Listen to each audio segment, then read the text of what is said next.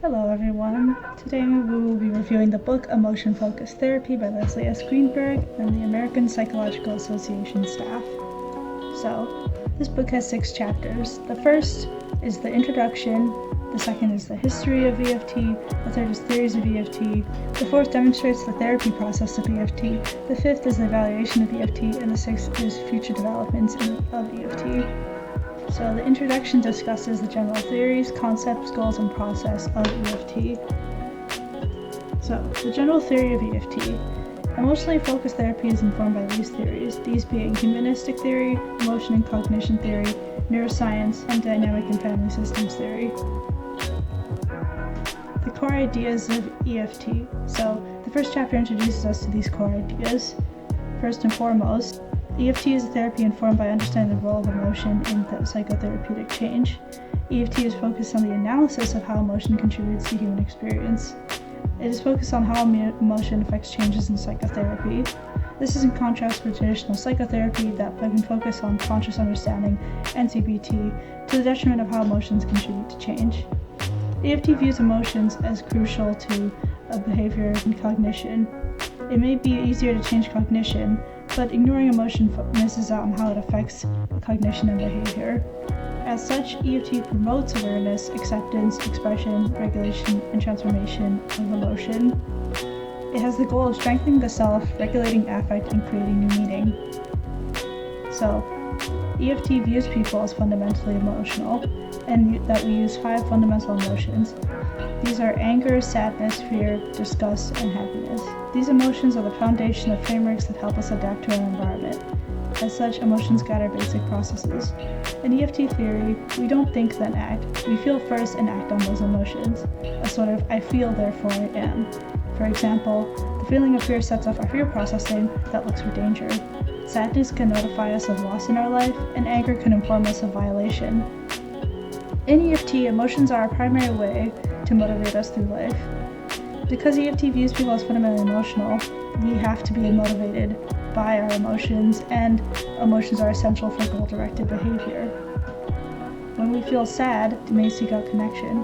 This demonstrates how the feeling of sadness informs us of our need for connection. By alleviating the need of sadness, we meet the goal of human connection. Feeling lonely informs us that when we need to seek out other connection to meet that need. Therefore, emotions are connected to essential needs and help us determine if they are met. This means that emotions are an innate adaptive system that helps us survive and thrive. Emotions have adaptive potential. Through emotions, people can change problematic emotional states. Emotions are also the basis of communication, as demonstrated in the loneliness example. So, there's other goals of EFT. EFT helps people to identify, experience, accept, explore, understand, transform, and flexibly manage their own emotions. This results in people who can understand how emotions inform them about themselves and their environment. They can use this information to adapt to the situation and live happily. As such, people who experience EFT become more aware of their emotions and are able to use them more productively. So, the general process of EFT. EFT encourages people to not avoid painful emotions in order to process them and transform them. EFT encourages the acceptance of the self. As such, people are wiser than just their intellect. Their experiences of emotion are accepted and worked with directly to promote emotional change. The self and the other articulate our emotions in narratives forming the story of our lives. People are also able to determine when they are experiencing adaptive or maladaptive emotions. From there, they are able to choose how they want to be guided by their emotions or if they need to regulate their emotions. Either way, clients are informed by their emotions by experiencing them and making them able to change. Emotional change happens through accepting them, experiencing them. Reflecting on how the emotions experience allows people to make meaning of their lives and through their narrative. This sort of emotional-based self-determination. As such, there are key elements of therapeutic work in using EFT. EFT therapists introduce key elements.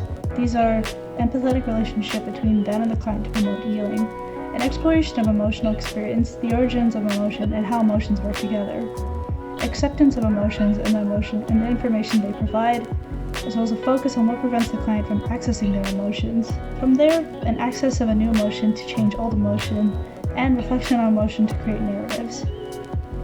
So, this is the conceptual framework of EFT. EFT is thus grounded in person-centric therapy and existential therapy. It is also informed by modern informational attachment, emotion, and cognition. And it includes interpersonal and narrative theories. Originally, this process was called process experiential psychotherapy, but recent developments that understand emotion and functioning led to a change in the name EFT. EFT initially described couples therapy, where expressing vulnerable emotions were central to changing interactions and reestablishing emotional bonds. But from there, EFT evolved into an umbrella term that includes individual and couple applications of this approach. Continuing in this conceptual framework of EFT, organisms tend towards maintenance, growth, and mastery. Growth tends to be embedded in the adaptive emotion system. Therefore, emotions govern the most important aspects of our lives. They signal what events are most concerning and what is most important to us. At the same time, emotions can lead us to actions we regret. They may be uninformed and unclear. Still, emotions are a guide to most authentic selves. People undergoing EFT are experts on their own experience because they know their own experience is best, and they know how to construct meaning of their own life. Emotions are also critical to motivating behavior and changing behavior in therapy. People do what they like. Changing behaviors requires that we change the emotions motivating the behavior. Emotion affects thought. Therapists help people change how they feel. For example, cognitive appraisals are often attitude-based. I am unworthy becomes I am worthy, which is not a logical statement, but mainly an emotional statement. Therapy encourages people to focus on their present experience and develop adaptive functioning through emotional attunement. Paradoxically, change involves acceptance rather than efforts to change. Pain also must be felt and heard, then it may change. This concludes this chapter, which has the central ideas of emotions are generally adaptive, working through emotions allows us to be informed by emotions, and emotions help us because they motivate us toward our goals. This leads to the chapter on history, basically the theoretic developments and influences on EFT. So, EFT is influenced by existing Gestalt, experiential, and existential therapy. Its view or lens is based on the modern cognitive emotion theory. In modern terms, it relies on our better understanding of emotion, cognition, and neuroscience.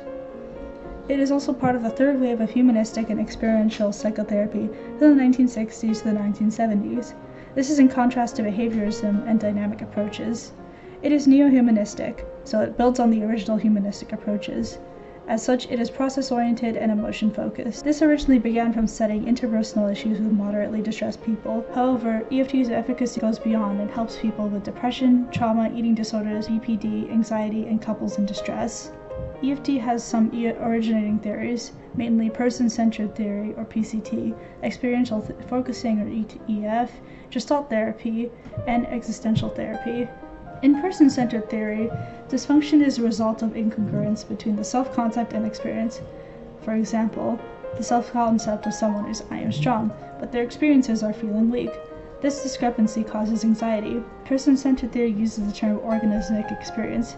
This is everything that within an organism that the organism could be aware of. Person-centered theory also includes actualization. People have a drive to realize their potential.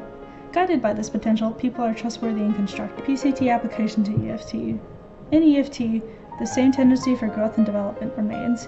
The key difference is that EFT views people as striving towards the development of complex and variable adaptations to the environment we find ourselves in. Continuing with person-centered theory, actualization is guided by two main motivational constructs: a value process.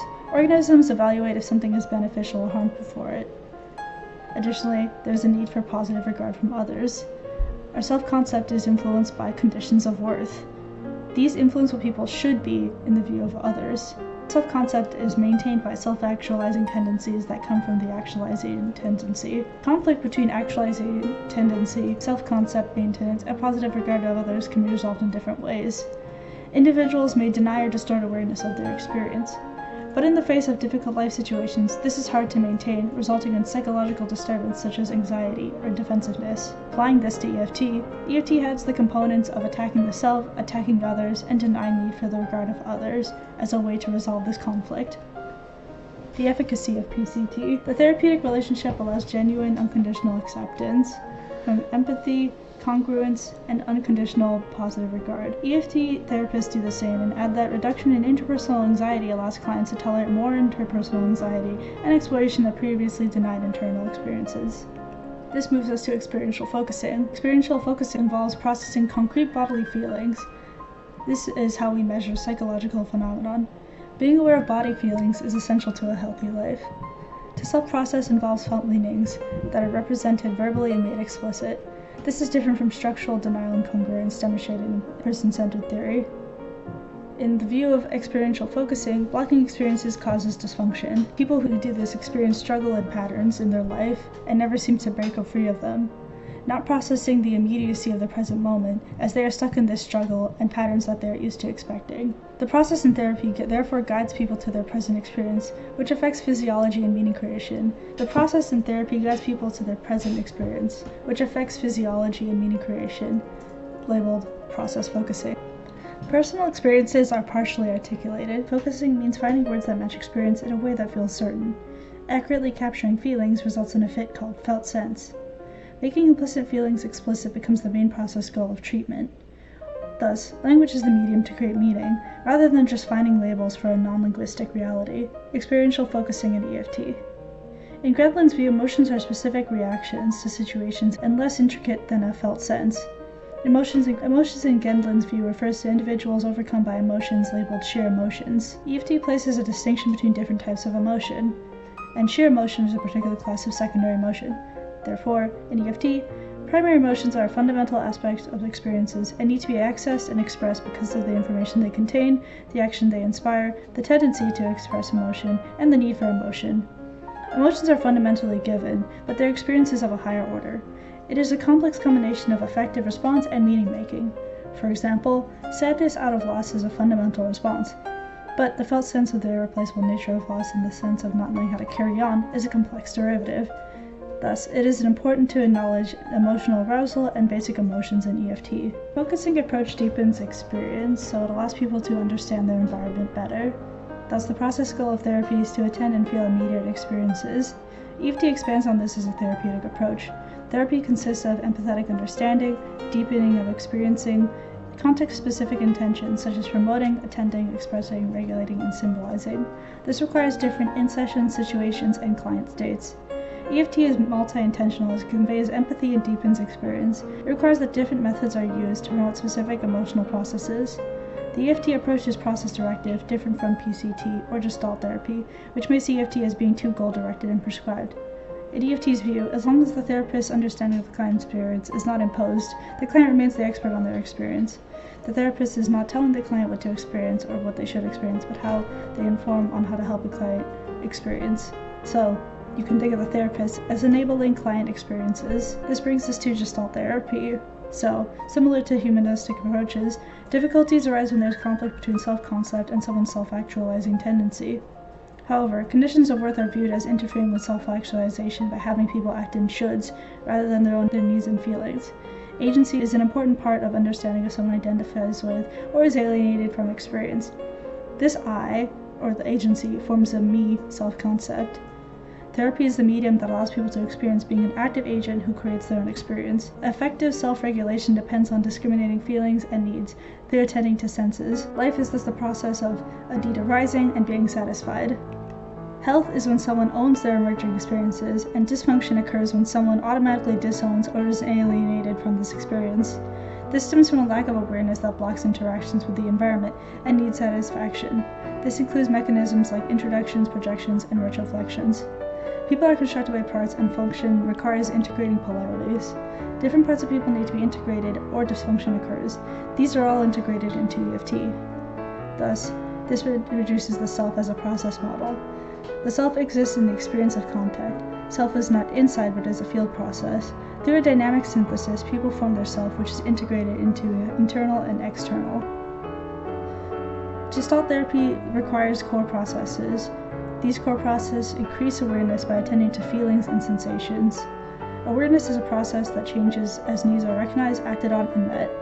By attending to feelings, people become aware of how they construct reality and how they may meet their needs. Gestalt therapy is directed in a process, with therapists making observations and suggestions. EFT builds on this by developing the process that helps with change and making experiences more vivid in awareness. This brings me to existential therapy. So, existentialists generally view people as a bundle of possibilities who are future-oriented. People are motivated by goals and ideals. They view we are constantly relating to the world. As such, individuals choose what possibilities they carry out. They are responsible for those choices. Therapy in this view is to help people choose what potentialities to carry out. People determine themselves through existence in existential therapy. People are born morally neutral, and ultimately they choose what they do. A will to meaning is thus a fundamental human drive. Dysfunction occurs due to a lack of authenticity and alienation from experience. This lack of meaning results in isolation and ontological or existential anxiety. Anxiety will always arise due to concerns about fitness, freedom, isolation, and meaninglessness. Anxiety generated by awareness of those concerns may lead to defense mechanisms that block authentic choice. From this, EFT takes existential therapy's focus on dealing with ultimate concerns and choice as a way of treatment. This leads me to the development of the EFT approach. So, EFT came out of research to understand change process in psychotherapy. Psychotherapeutic change is a result of a helping relationship. Focused on the person being helped, there are significant events in therapy which lead to specific types of change process and ways to change. Therapists and clients seek to promote change, and these are done in therapeutic tasks. This makes it a marker-guided, process-diagnostic approach.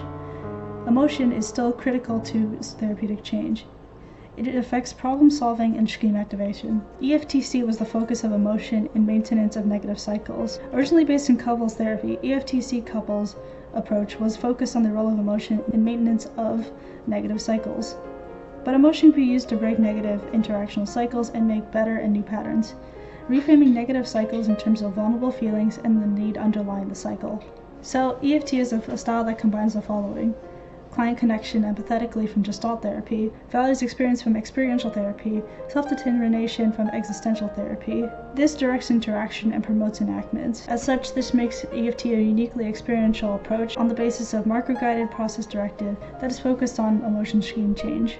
So, this leads to EFT's evolution to the present. EFT was originally more related to emotion-focused coping. The focus on individuals as containing core maladaptive emotional schema became clear later on. For example, core fears and sadness relate to abandonment. Therefore, shame and anxiety relative to invalidation is the focus of treatment.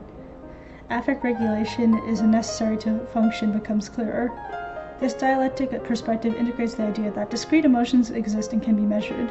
At the same time, constructive notions of what we make of our emotions determine how they function. Developments also happened that allowed EFT to be used to treat different disorders, for example, generalized anxiety. Affect regulation remains an important part of maintaining attachment and identity, but also in achieving intimacy. Narrative focuses and therapeutic presence allow the developing of meaning-making and relational aspects of EFT. So we have development of the approach, the course of treatment, case formulation, supervision, and a theory based on the role of emotion as we lead to the present. This concludes this chapter with its main ideas. First, that EFT is influenced by Gestalt, experiential therapy, and existential therapy. EFT arose out of seeking to understand the change process, and EFT is focused on changing emotion schemes. This leads me to the theory of EFT, so the general theoretical developments and its perspectives.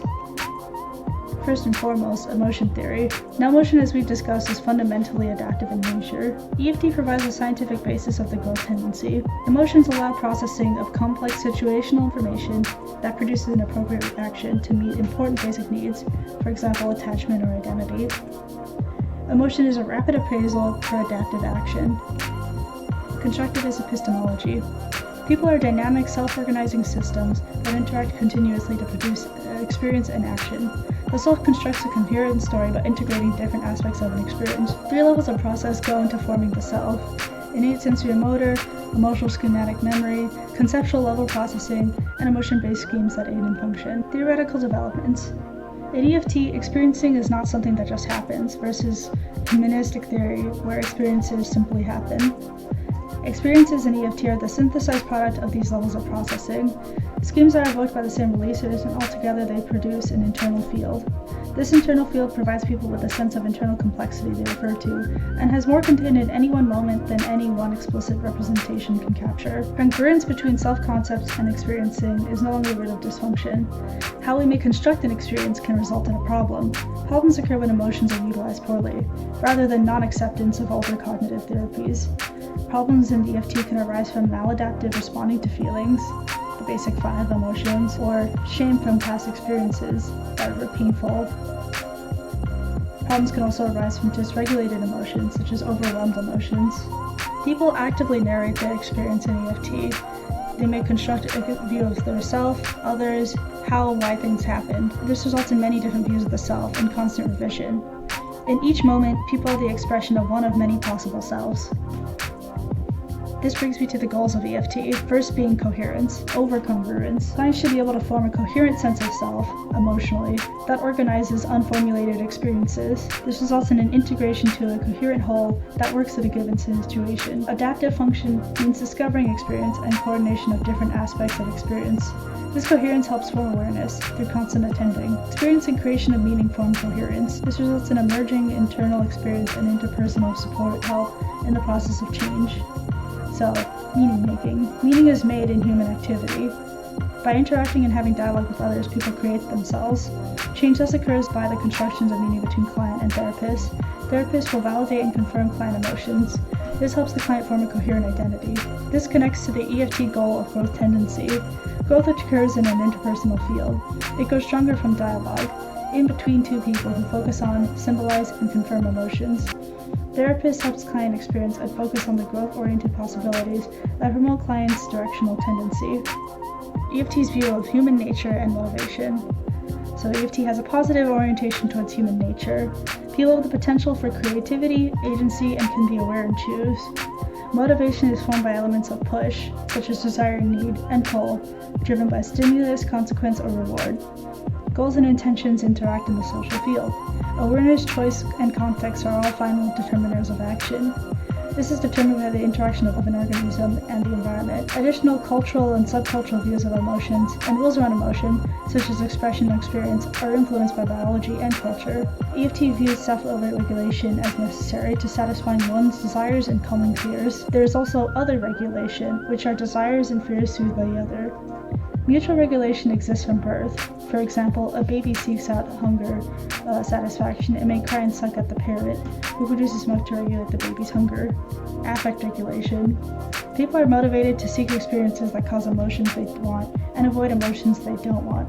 This is central to EFT because it aids in survival and growth. Emotions are the guide for what is good and what is bad for us. Therefore, action is driven by satisfaction. As meeting goals is exciting and causes joy, not meeting goals causes shame, anxiety, and loneliness due to relationships or other failures. Emotion allows us to maintain identities and pursue connection because of how their actions affect us. People are not only pleasure-driven, they will self-regulate to achieve goals.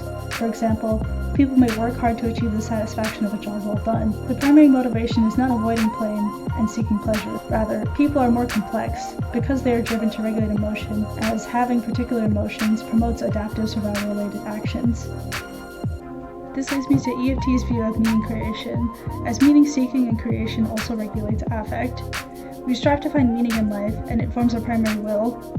We may seek negative emotions to serve feelings like virtue and love or values. Cultural influences of how meaning is formed and how emotions are expressed will impact how people express and make meaning of their life. This leads to the point of what are needs and where do they come from. In Greenberg's view, needs are an emergent phenomenon that are constructed by complex development. Psychological needs are not innate like biological needs. From an emotionally focused perspective, emotions are the basic unit that guides self-direction. From there, needs emerge in living with the environment and experiencing emotions that guide behavior. So there are no basic motivations like attachment, competence, autonomy, or control. But rather, needs are formed from our basic value for emotions and their interactions with the environment. The major motivation is the tendency to survive and thrive. This requires two sub-processes: affect regulation and meaning creation.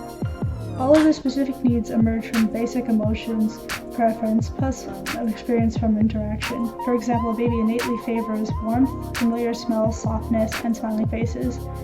These produce positive emotions, and therefore the baby seeks these. Needs therefore come from affect and are constructed by someone's particular biology, experience, and culture. There are no basic human needs, but there are common needs such as attachment and identity that tend to be of importance for most people. For example, need for connection stems from people and their basic interpersonal nature. People are driven for safety and approval of others because being connected to a group helps survival. Curiosity strives for innovation and learning outside of current demand. Without these, we may be stuck in the Stone Age or may be extinct, as there would be no drive for innovation and learning beyond the current demand. This is just a reminder that EFT is based in emotion theory, so emotions are fundamentally adaptive. They provide a basic mode to process information rapidly and automatically appraise situations given our needs. People automatically react to patterns and sounds that are harmful. Fear-induced flight provides safety. People respond emotionally, automatically to cues in the environment. Client emotions are a therapeutic compass, which tells the pair what the client finds important and what needs are met or unmet. This forms a key principle in EFT, as emotions inform people of their needs, wishes, or goals and action tendencies associated within them. Feelings have needs, and emotion schemes provide a way to put this into action when needs are unmet. For example, sadness in a client indicates that they have lost something important and therefore need comfort and connection. The application of emotion theory to therapy. In an individual, maladaptive emotion schemes of the past are called to change them for the better. Couples therapy requires expressing underlying adaptive emotions and needs. This is part of changing the partner's view of themselves and their emotions. This expression changes negative interactions. Additionally, there is a neurochemical aspect of emotion. Emotion in the brain is significantly different from thinking, neurochemically, and physiologically. The limbic system produces basic emotional responses by influencing the physiological processes, and in turn, physical health, immune systems, and body organs. The two main pathways for producing emotions are through the amygdala. This is fast and short, used for automatic emergency signals, as well as the neocortex, where emotion is mediated by thought. Other emotional responses include emotional memories, where past life experiences of emotion result in the development of automatic emotional responses. When we organize lived emotional experiences and emotional memories, this forms an emotion scheme, which I will discuss on the next slide. Emotion schemes are an internal emotion memory structure that combines different aspects of experience into an easily accessible response that can be activated quickly given the right cues. This is a diagram of the scheme for fear of failing. This fear of failing arose from the experience of failing a mother's expectations. So it has components, for example, the visual image of the face, sensations, like physiological feelings in the stomach, and it can include beliefs, such as, I'm going to fail on expectation. The arrows demonstrate how this sequence unfolds. This has an application to therapy. Optimal emotional processing involves activating this whole scheme and focusing on all elements. Exclusion of elements from awareness prevents the schema from being processed fully. So if we aren't able to recall certain aspects of this is an incomplete picture of the emotion scheme. Labeling emotion. Putting emotions into words is a key part of emotion utilization in a healthy way. Emotions require language to give conscious meaning to experience when connecting emotions to cognitive effective organization. This can allow for directed behavior. Maladaptive forms of this include a lack of labeling or incorrect labeling for the context. For example, shame as a result of a past experience despite current context being not shameful. Overwhelming emotion that is unable to be meaningfully processed is also a maladaptive form. Better emotional regulation may aid in coping. However, to truly change requires development of schemes and restructuring of schemes. This includes synthesis of schemes into a higher-level scheme. For example, standing and falling is combined into a scheme of walking by toddlers. Different emotional states can be integrated. For example, a schematic emotional memory of fear and withdrawal from prior abuse can be combined with empowering anger against violation, which motivates someone to approach rather than withdrawal. This results in a new sense of confidence or assertion. This leads to the diagram of emotion generation. So stimuli unconsciously activates multiple emotion schemes. For example, a frown or raised voice activates a fear scheme. Schemes can include affect, action tendency, need, and cognition in a wordless narrative. Only through attention, the activated schemes may be symbolized in language to give rise to conscious emotion, such as concern or desire. Different action tendency and fear activation influence the behavior of avoidance. Cognitive appraisal in language does not produce emotion, but it is more like an automatic pattern matching that releases the scheme resulting in emotion. This makes emotion generation a multi-level process, the first being the rapid evaluation to match the pattern being expressed, for example, the frowning face. The second is conscious appraisal of meaning. For example, they are angry with me and this makes me feel I am in danger. EFT applies as it activates schemes, their articulation in language, and involves exploring and reflecting on their experience to create new meaning. Therapeutic intervention is thus focused on emotional schemes and their activation. There are four main types of emotion in EFT. Primary adaptive. These are rapid processing of situations, and then action. Maladaptive primary emotions, which interfere with effective functioning. After the primary adaptive or maladaptive emotions, we have secondary reactive emotions. So a secondary reactive is a reactant to a primary emotion. Additionally, there's a third category of instrumental emotions. These are emotions used to influence or control others. This results in EFT's dialectical constructivist model of emotion. So there are two main important brain processes, emotions and reflection on emotions. This results in two key evaluations. An emotion system evaluation, which is a quick judgment based on fundamental appraisals of good or bad. Fundamental appraisals include relevance, novelty, threat, violation, loss, and goal attainment. This guides what the organism values and what will drive it towards growth. Conscious reflection is where we evaluate the decisions suggested by the first evaluation. It develops trust in basic feelings and guides us to understand if we truly want what we desire, so it is the agency and choice aspect of emotion. This constitutes the dialectical construction of the self. Two main streams feed into the conscious experience, one from within where it is biologically based and affective, and the other which is cultural linguistic. These streams interact with other streams, the environment, in order to form a dialogue, a process of meaning making and constructing meaning. The internal affective stream allows people to form basic self-organization. This is influenced by cultural practices and learning. From there, experiences organize into schemes based on emotion. Many different feelings are generated from anything, like the quality of sleep, pleasantness of interaction with a family in one morning, the ease of a commute, will all affect how one organizes themselves. This can be either calmly or irritability to new stimuli. So schemes are a synthetic response to a situation that forms as a result of many processes. An example of self-organization is an emotion like feeling confidence or anger, which changes. This forms someone's gut feeling, which is attended to by conscious experience, as the implicit feeling is symbolized and made sense of. EFT views this as a dynamic, multiprocessor organization that results from the double interaction of component elements. Organizing experience is a large part of EFT process that guides people into a coherent narrative. As such, it is a two-way communication between implicit and explicit that forms who we are. This is the dynamic multiprocessor organization that results in the double interaction of component elements. It is integration of all these elements into a coherent narrative. This two-way communication between implicit and explicit. Therefore, emotions are what move us, whereas meaning is what we live by.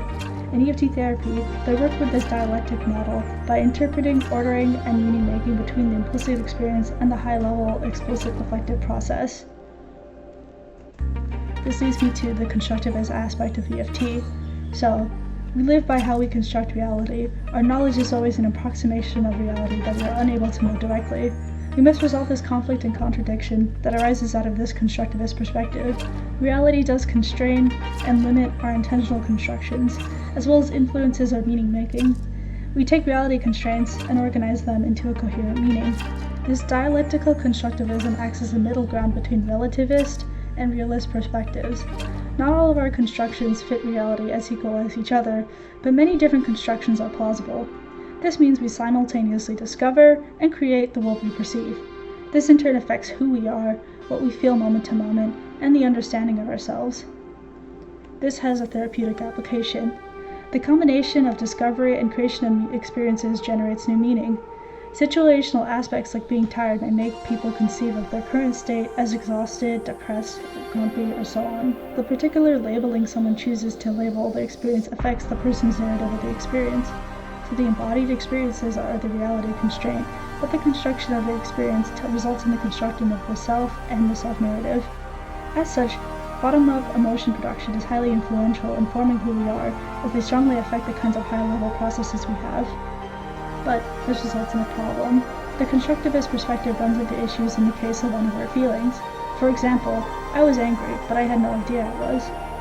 Many different theories that we have discussed have different explanations for why this was, ranging from Freudian to humanism to Gestalt and Freudian. They vary in exact explanation, but all of them include an element of the emotion being blocked. The EFT approach does not conceive of emotions as having been blocked, but that emotions fit within a constructivist view. Anger was constructed in the present from the unarticulated implicit feelings from the past. This is the active organization of the self into a coherent whole. Without this, we do not always label and organize our feelings, and they remain unaware to us.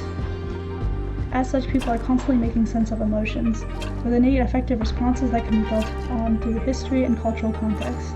So our responses to events are emotionally innate and complex socially constructive emotions that are affected by our personal history. This is the dialectical synthesis of all our elements: neurochemical and physiological, emotion and cognition, internal and external, and biological and social. These are part of the crucial process in the creation of meaning. As such, emotions are a necessary aspect of human function. This leads to the characteristics of self process. So, the self is an emergent process and phenomenon. This is building on dialectical synthesis, as the self arises from internal and external influences. There is no hierarchy of the self, an executive I that determines someone. Emotional experiences are made sense of, and different aspects of function lead to self-organization into coherence. Through self-organization, people construct themselves. The stability of self is constructed through repeated self-organization. So a stable self-structure, or a trait, is really the result of people recreating these states out of the same elements. But each time it is formed in that instance, given the contact with the environment, making the state a temporal phenomenon. A person is therefore a complex, changing collection of aspects that is organized into the self. These part aspects of voices interact that result in experiencing an action. For example, someone may organize themselves as vulnerable, or they may be multiply organized with more than one voice. For example, a child who both loves and is afraid of an abusive parent. This partial view of experience allows people to understand the complexity of an experience. Part of someone becomes ashamed as opposed to all of them being ashamed. It allows them to understand the more complex and coherent self rather than a one-dimensional understanding. This is crucial to the change process in EFT as people become aware of other possible alternatives for their emotions. Their negative feelings of worthlessness or unlovableness are only a part of them. This leads to true self-experience, which is formed when clients feel as though what is being experienced is true to them. For example, I'm able to be myself. EFT's view of dysfunction. Dysfunction is not the result of one mechanism. It arises from many other roots, but all result in the inability to develop meaning from emotion. EFT therapists work with the idea that dysfunction is a phenomenon that the therapist works with a person's experience to identify the determinants of and maintainers of each person's problem. Four main types of process difficulties are a lack of emotion awareness, maladaptive emotion schemes, emotion dysregulation, and problems in narrative construction and existential meaning. So first, a lack of awareness. This is the inability to symbolize bodily felt experience in awareness. It is the non-acceptance of emotion due to lack of skill, denial, and it deprives people of valuable adaptive information. For example, someone not able to make sense of the increasing tension in their body and is unable to understand it as resentment. Alexithymia is the extreme inability to name emotions. This inability to label emotions can be a strong source of depression and anxiety. The inability to access empowering anger or blocked grief can result in depression. Worry due to anxiety can protect against primary emotions of shame and fear. Adaptive emotional response may also be overshadowed by other emotions, like when anger conceals fear. The repression of emotion is the failure to experience the emotion as belonging in oneself. This results in dysfunction, as this avoidance prevents people from integrating experiences into their existing self-organization. People must own their primary emotional responses and process disclaims or painful emotions.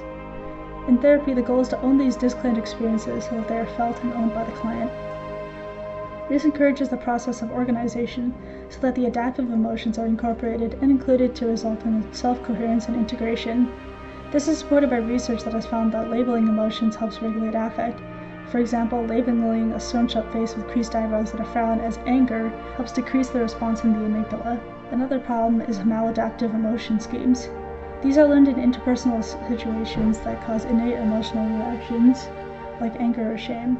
For example, a child who is abused learns connection with others is fearful, therefore they withdraw in contact. Over time, this can result in developing core maladaptive emotion schemes, as opposed to more healthy, resilient ones.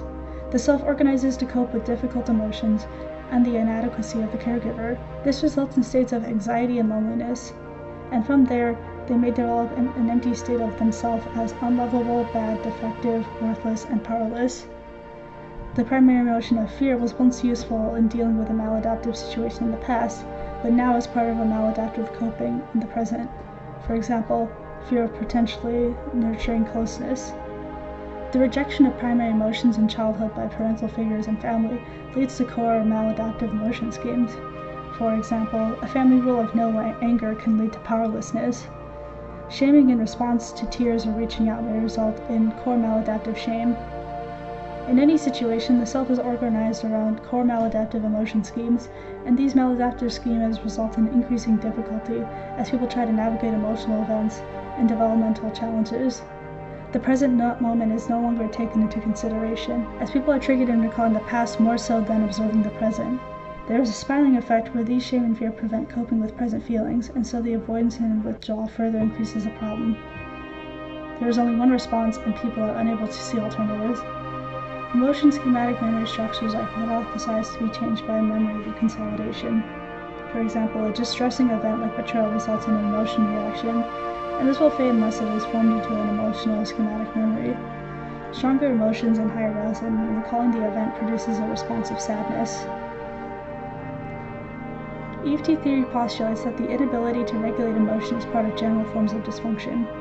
Emotional regulation takes the form of too much or too little emotion.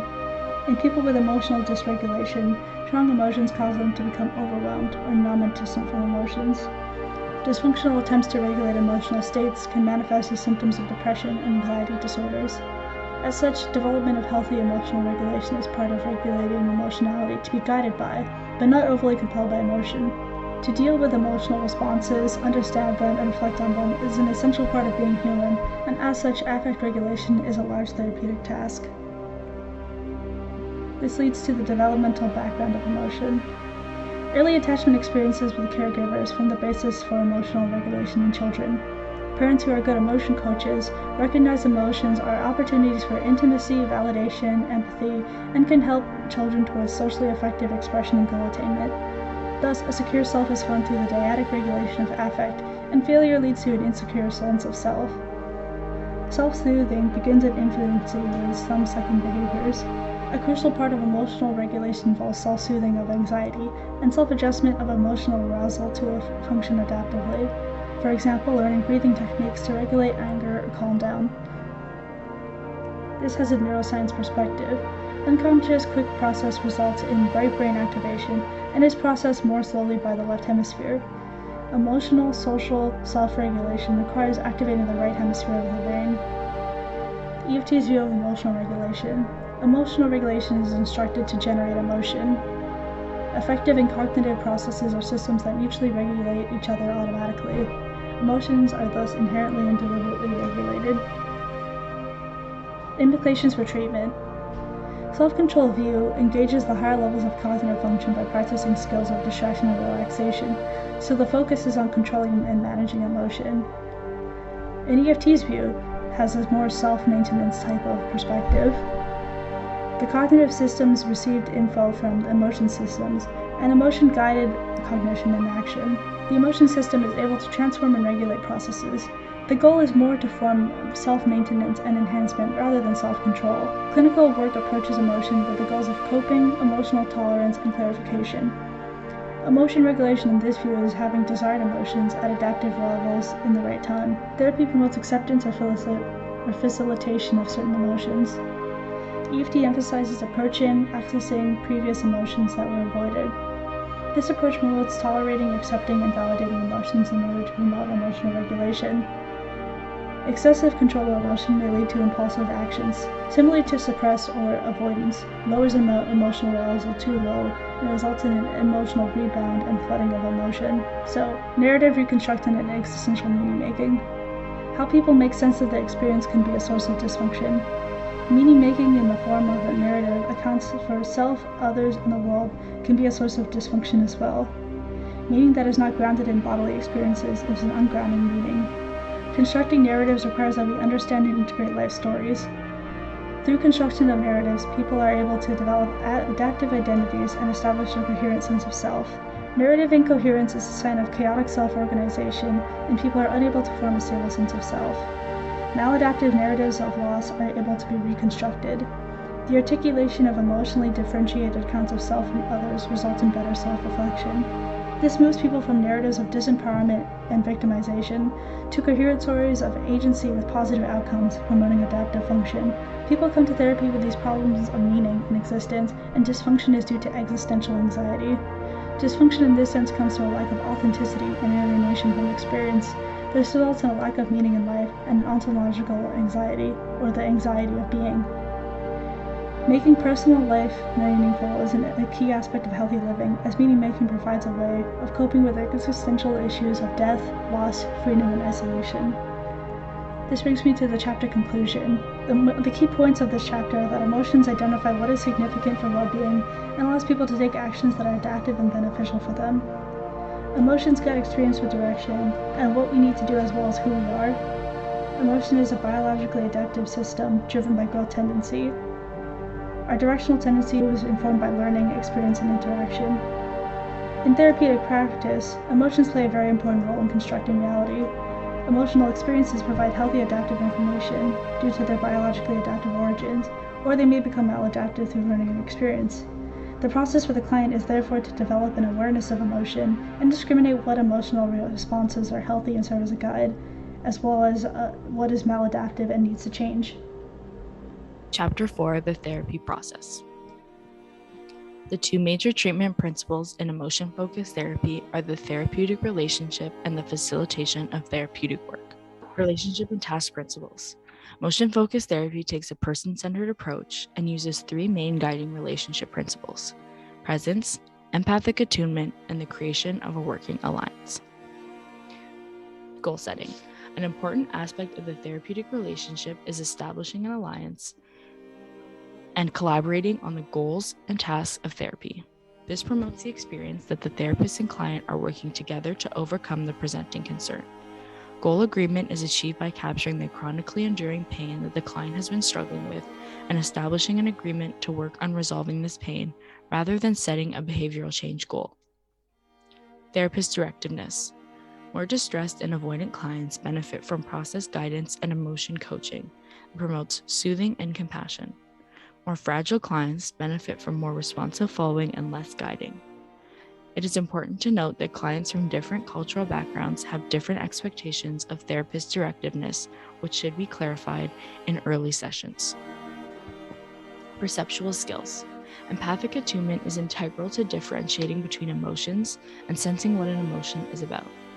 Nonverbal cues, primarily voice, face, and gestures, are all crucial sources of information regarding the presenting emotion. Assessment of different emotional types, once developed, comes naturally as empathic attunement to the therapist. Emotion is influenced by the client's cultural rules about emotion expression and the relational context. Congruence between feeling, action tendency, and need suggests a primary emotion, whereas being angry and pushing away when hurt, but simultaneously wanting comfort, for example, suggests a secondary emotion. Awareness of the therapist's own reactions to emotional responses of the client is imperative in emotion assessment. Knowledge of a client's typical ways of responding and the kinds of emotional responses found in certain clients or clients from similar cultural backgrounds is helpful in informing emotional assessment. Intervention skills. Two main tasks in EFT are helping people with too little emotion to access more emotion and helping people with too much emotion to contain emotion. Skills to help clients access feelings include encouraging attention to bodily sensations that cue emotions, helping recall previous emotional episodes or situations that bring up feelings, and using vivid emotional cues in communication with clients. Empathic exploration is a fundamental mode of intervention in EFT and is a response that is focused on the leading edge of the client's experience to help it unfold. Clients begin by telling the story of their problem. EFT therapists will empathize and encourage clients to focus inward and deepen their experience. This is followed by stimulating interventions such as chair dialogues and imagery work, which we will discuss later in the presentation. It is critical to help clients monitor their level of arousal to maintain the safety that allows emotions to arise. By sensitively attending moment by moment to what is most poignant in the client's spoken and unspoken narrative, the therapist can grasp more richly the client's descriptions. This helps clients symbolize previously implicit experience consciously in awareness. Therapists will encourage clients to focus their attention on their experience and how it is felt in the body, allowing clients to ask themselves, what is problematic for me? The therapist will help the client verbalize the feeling, focus on the experiential effect this had, sense the problem as a whole, and let what is important come up from bodily sensing. EFT therapists will help clients who are overwhelmed or emotionally flooded to develop adaptive strategies for containing emotion. by observing and symbolizing the overwhelming feeling.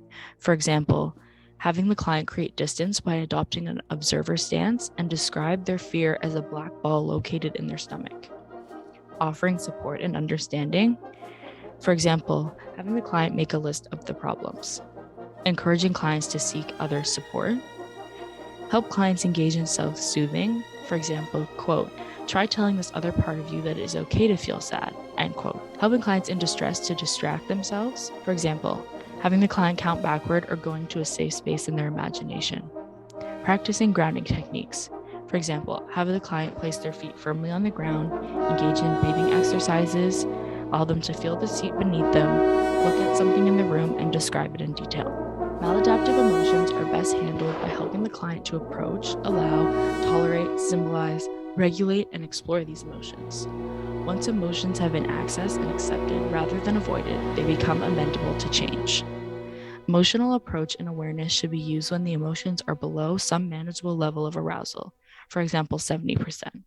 However, distraction and regulation should be used when they exceed this level and emotions become unmanageable. To help clients sort out what they're feeling as a primary adaptive emotion, therapists should respond empathically and act as a surrogate information processor, offering symbols to describe feelings that clients can check against their experience to see if they're accurate. To access maladaptive feelings, a therapist may ask, what is your most vulnerable feeling, one you've had from early on ever since you can remember? Does this feeling feel like a response to what's happening now? Does this feeling feel like a familiar stuck feeling? Will this feeling help you deal with the situation?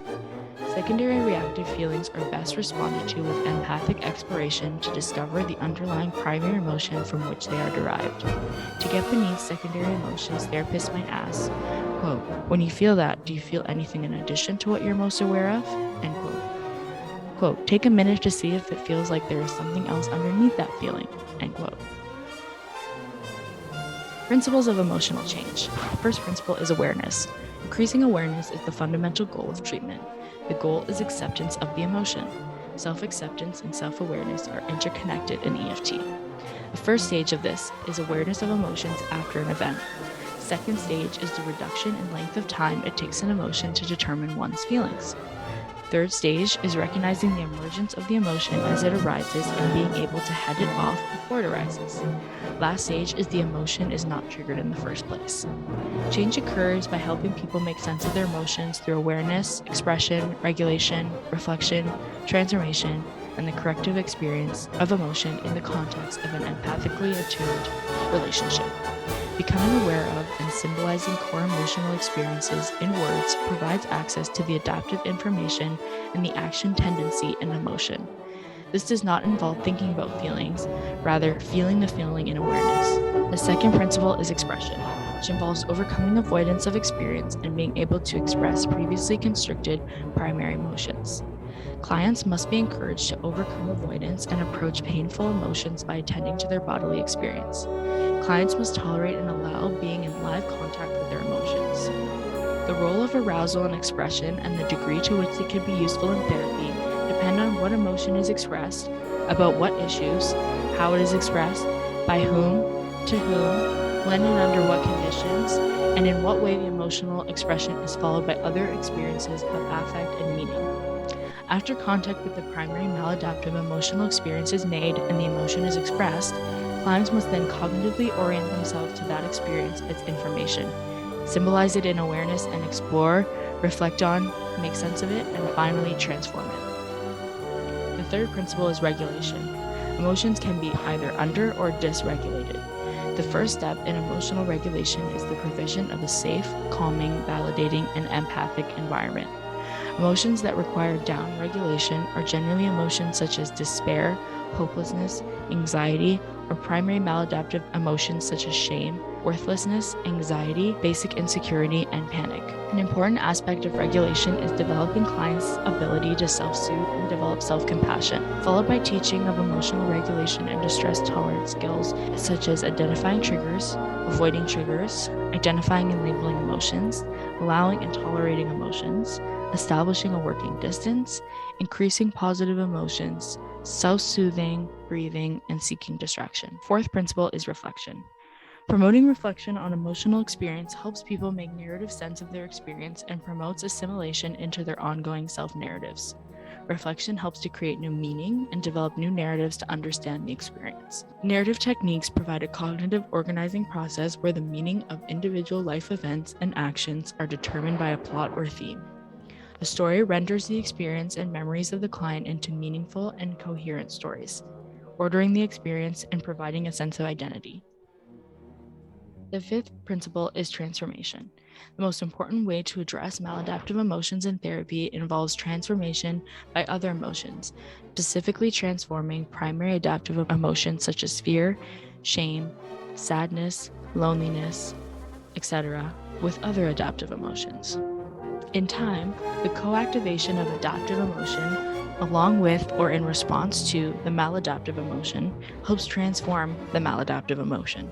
For example, change in primary maladaptive emotions such as core shame or fear of abandonment is brought about by the co-activation of an incompatible, more adaptive experience, such as empowering anger and pride or compassion for the self to the same situations.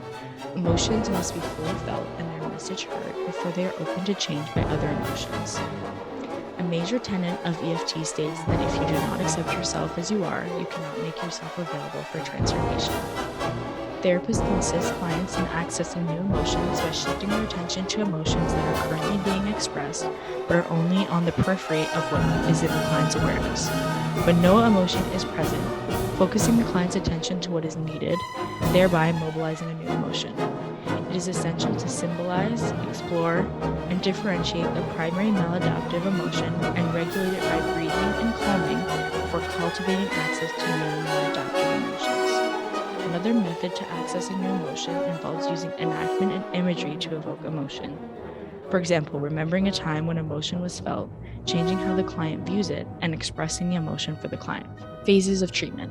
The first phase is bonding and awareness, which entails attending to, empathizing with, and validating the client's feelings and current sense of self, providing a rationale for working with emotion, promoting awareness of internal experience, and establishing a collaborative focus. The next phase is evoking and exploring, which entails establishing support for emotional experience, evoking and arousing problematic feelings, undoing interruptions of emotion, helping the client access primary emotions or core maladaptive schemes. The third phase is generating new emotions and creating new narrative meaning, which includes generating new emotion responses to transform core maladaptive schemes, promoting reflection to make sense of experience, validating new feelings, and support of an emerging sense of self. Moving from secondary emotions through primary maladaptive emotions to primary adaptive emotions. This includes beginning to attend to the aroused feelings, followed by exploring the cognitive affective sequences that generate bad feelings, eventually leading to the activation of some core maladaptive emotion schematic self-organizations based on fear or shame. The essence of this process is that core adaptive attachment and identity embedded in maladaptive feelings of fear, shame, sadness, when mobilized and validated, act to access more adaptive emotions and to refute negative self-messages of being unworthy of love, respect, and connection. Overcoming the maladaptive state is done by accessing new self-experiences and creating new meaning, which leads to the emergence of a new, more positive evaluation of the self. The client then moves into grieving the loss of injury suffered and to asserting empowering anger or self-soothing. Clients may direct their adaptive emotion expression outwards to protect their boundaries or inwards toward the self. The grief state is characterized by sadness over loss or recognizing one's hurt or woundedness, but devoid of blame, self-pity, or resignation. Resolution involves integrating the sense of loss with the sense of possibility and the newfound ability to assert and self-soothe. Markers and tasks. One marker is problematic reactions. Problematic reactions are displayed through puzzlement about emotion or behavioral responses to a certain situation. They are opportunities for process of systemic, evocative unfolding. This form of intervention involves vivid evocation of experience to promote re-experiencing the situation and the reaction to establish the connections between situations, thoughts, and emotional reactions to finally arrive at implicit meaning. Next is unclear felt sense, which is when the person is on the surface of their experience or a feeling is confused and unable to get a clear grasp. The intervention required is focusing, whereby the therapist guides clients to approach the embodied aspects of their experience with attention, curiosity, and willingness, and to experience them and name them corresponding reactions felt in their body. The next is conflict splits, which are caused when one aspect of the self is in opposition to another. This takes the form of being critical or coercive. The intervention would be a two-chair work where the two parts of self are put in contact with each other. Thoughts, feelings, and needs within each part are explored and communicated in real dialogue to soften the critical voice. Next is self-interruptive splits, which arise when one part of the self interrupts or constricts emotional experience or expression. In the two-chair experience, the interrupting part of the self is made explicit and the clients become aware of how they interrupt and are guided to enact the ways they do it, either physically, for example, choking the voice, metaphorically, caging the voice, or verbally, telling the voice to shut up, be quiet. This is done so clients can experience themselves as an agent in the process, react to, and challenge their interrupting self. Next is unfinished business, which involves the statement of a lingering, unresolved feeling toward a significant other. The intervention used is empty chair intervention. Using an empty chair dialogue allows the clients to activate their internal view of a significant other, experience and explore their emotional reactions, and make sense of them. Access to unmet needs and shifts in the views of the other and self will occur. Next is vulnerability. Vulnerability is a state in which the self feels fragile, ashamed, or insecure. The intervention is affirming empathic validation. The therapist must validate and normalize the experience. This mirroring of the self-experience leads to a strengthened sense of self. Empty chair and two-chair dialogue. Empty chair dialogue is an exercise in which the client expresses their thoughts and feelings as if they were talking to a specific person. Even though that person is not present, the client directs their words and gestures at an empty chair and imagine the person is sitting there. In the two-chair dialogue, therapist encourages clients to dialogue between two aspects of the self. One aspect expressed while sitting in one chair and the other expressed while sitting in the other, and switching the positions as needed. After a relationship with the client has been established, the therapist notices a client has expressed a split into two opposed parts of self, one of which expressed in a harshly critical voice, which is called the inner critic. The therapist then prompts a two-chair experiment. When sitting in the critic's chair, the client speaks from that perspective. Sitting in the experiencing or self chair, the client expresses how it feels to be criticized. Case formulation. The first phase of case formulation involves unfolding the narrative and observing the client's emotional processing style. This phase has 4 steps: listening to the client's presenting problems, identifying poignant and painful experiences, attending to and observing clients' emotional processing styles, and allowing the emotional-based narrative to unfold. Case formulation is an ongoing process rooted in a process-oriented approach. The therapist's main concern is following the client's process, identifying core pain and markers of current emotional concerns. Therapists will follow a pain compass, which is an emotional tracking device for following the client's painful experience, and attends to a variety of different emerging markers. As new meanings emerge, therapists assess how clients' new emerging narratives connect back to their presenting concern to assess the degree of change and client readiness for termination. The second phase of case formulation focuses on the core painful emotional schemes in the client's narrative and is identified using the following acronym MENSID, which stands for markers, emotional schemes, needs, secondary emotions, interruptions, and themes. The third phase makes process formulations over time and focuses on the moment-to-moment formulations, identifying current client states, and ongoing markers related to the client's core issues and micro-markers within tasks. Chapter 5, Evaluation. Motion-focused therapy has been proven to be effective with individuals and couples in several randomized clinical trials. EFT has been found to be more effective in reducing interpersonal problems as it promoted more change in symptoms than a person-centered treatment and is highly effective in preventing relapse. Studies have proven EFT's effectiveness with generalized anxiety disorder, depression, eating disorders, and family functioning.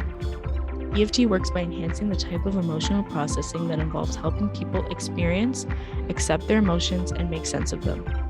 The therapeutic alliance was found to significantly contribute to the emotional processing of a client. One practical implication of this research is the importance, early in therapy, of facilitating clients' emotional engagement with painful memories. Emotional arousal during imageal exposure appears to be a partial mechanism of change. Therapeutic relationship has significant relevance to therapeutic outcomes. Client ratings of the relationship conditions and the working alliance were associated with good outcomes in emotion-focused therapy. Empty chair dialogue. EFT for emotional injuries from significant others shows empty chair dialogue to be effective in resolving past interpersonal issues. In these treatments, confrontations are promoted through enacted dialogues. EFT promotes letting go and forgiving as a means of overcoming emotional injuries. 4 components include intense expression of feeling, expression of need, shift in representation of other, and self-validation or understanding of the other. Empty chair dialogue was shown to be more effective in resolving unfinished business than empathy in sessions. Additionally, shown to be more effective than psychoeducational group intervention in reducing symptoms and interpersonal distress, reducing discomfort and target concerns, and achieving resolution of unfinished business. Chapter 6, Future Developments. Topics that merit further study include trauma and narrative retelling, anxious insecurity and self-soothing, high distress and meaning-making, confusion and clearing a space in individual therapy, attachment injuries, identity injuries, and dominant interactions in couples therapy. Areas for future development include more research is needed on different populations and cultural adaptations. Studies on the effectiveness of EFT on anxiety disorders, personality disorders, and other clusters of difficulties are needed. EFT training should be offered as part of student education programs at college or university. Emotion coaching programs for emotional literacy are needed, and teacher, parent, and manager emotion coaching should be offered.